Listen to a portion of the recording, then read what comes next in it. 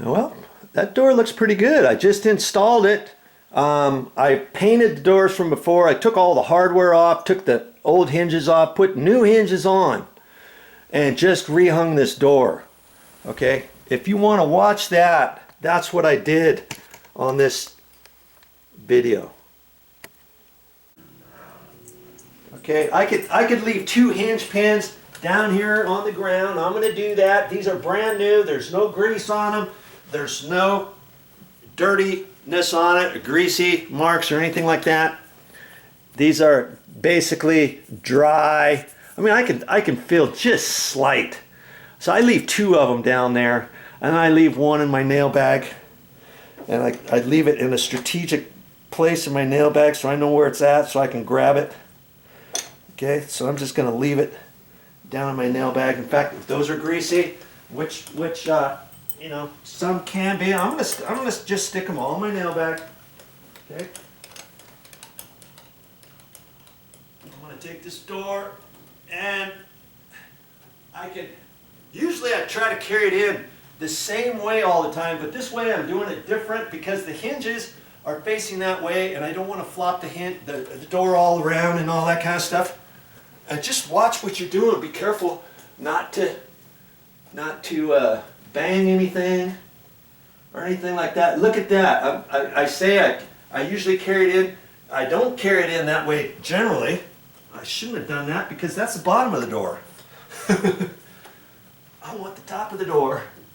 Okay.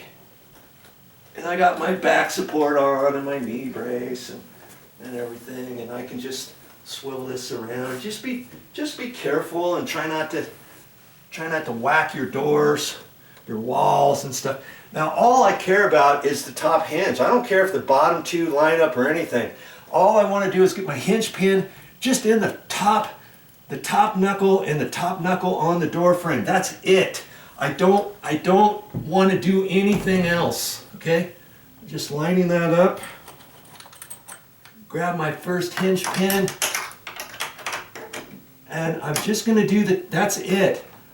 If it goes down further, fine. But if it's just like right there, and if it doesn't go any further, don't start taking a hammer try to beat it down, because your bottom 2 hinges aren't lined up yet. You could bend the hinge pin slightly. You could tweak one of your knuckles here. Don't do anything. Look, this door is not going to fall down now. But now I'm just going to lift that and work on the second one. If the second one goes in, fine. If it doesn't, then I got to get a hammer and kind of tap on one or the other just a little bit. Okay, that's all the further I'm going to go. Okay, because the bottom is not lined up 100% yet. Okay, until I get that bottom lined up, the other hinge pins, I don't care about. I'm not going to tap those down until I get down here, line this up, pull on the door a little bit, line it up, push it in. That easy. I'm pushing in with my thumb. You know, that's all you got to do. And normally I don't push those down and tap them all the way down until I get the door in, until I get it adjusted or finalized and all that kind of stuff. I'll just tap this down a little bit. And I want to be careful as I do that, so I'm not rubbing the backside of my hammer on the door frame, on the door casing, anything like that. That's it. I don't have to do anything more.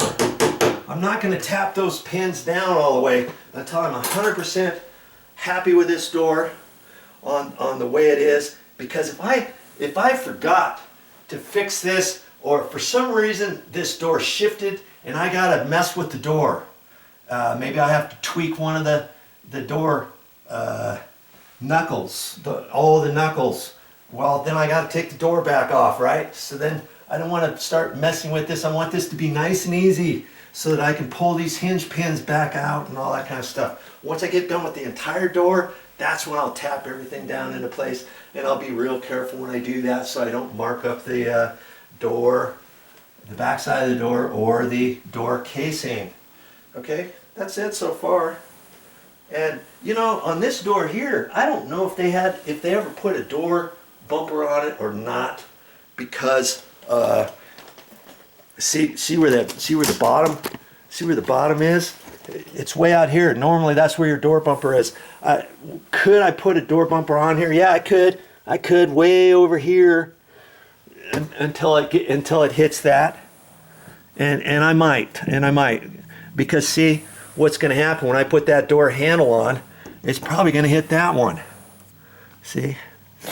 And I don't know if they ever drilled and put a door bumper on here from before. See there? Look at that. They didn't. There's no hole for the door bumper, so I'm going to have to make a strategic decision on that. And I'll put the door bumper on last. Okay, after I put the doorknob on and line it all up and figure out exactly where I want to put it, or if I want to leave it off or whatever. Okay, you can make that decision later. Okay, well, there you go. That's all I'm going to do for right now until I get the door handle installed. I can go about my business, and I can hang other doors if I want. You know, I want to get this door 100% today. So once I get the doorknob out, I'll put the door strike plate in, and then I'll figure what to do here. And a lot of times I like to, this is my pet peeve, is where the door latch comes out. If it's not flush, I like to line it up perfect, because lots of times they just dado this out with the door machine, and usually they're not dadoed out 100% perfect. See this side here where it's really deep? This side isn't as deep, is it?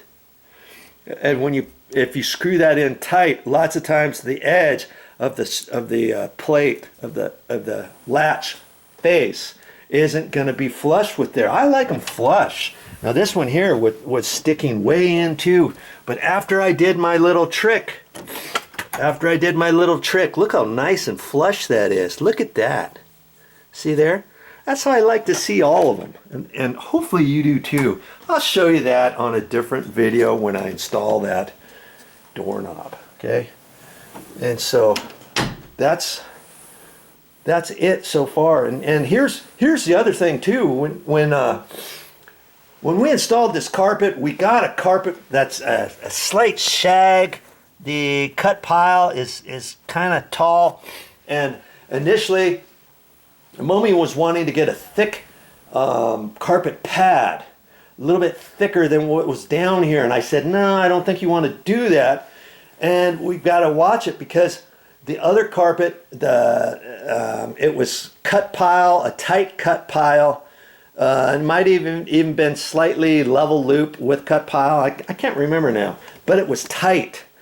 And I said, if we get stuff that's too thick, we may have to undercut the doors. I really don't want to undercut the doors. I wasn't quite sure how much room was underneath the existing doors. All those types of things you have to consider when you replace your carpet and your carpet pad. Now see these doors here? It's just barely rubbing on the carpet. That's fine. I'm not going to mess with that.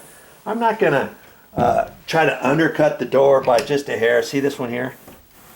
It's going into a closet. It's just a little bit, and over time the carpet is gonna lose a little bit of puffiness, because you're going to be walking back and forth through here all the time, and eventually it's going to be fine. But right now I don't mind that rubbing the carpet that little bit at all. But if it's rubbing kind of hard, oh yeah, now you've got to undercut all your doors.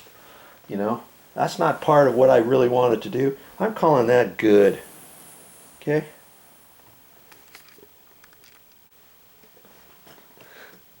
Well, that's all I got for this time. But I'll be back with more videos as always.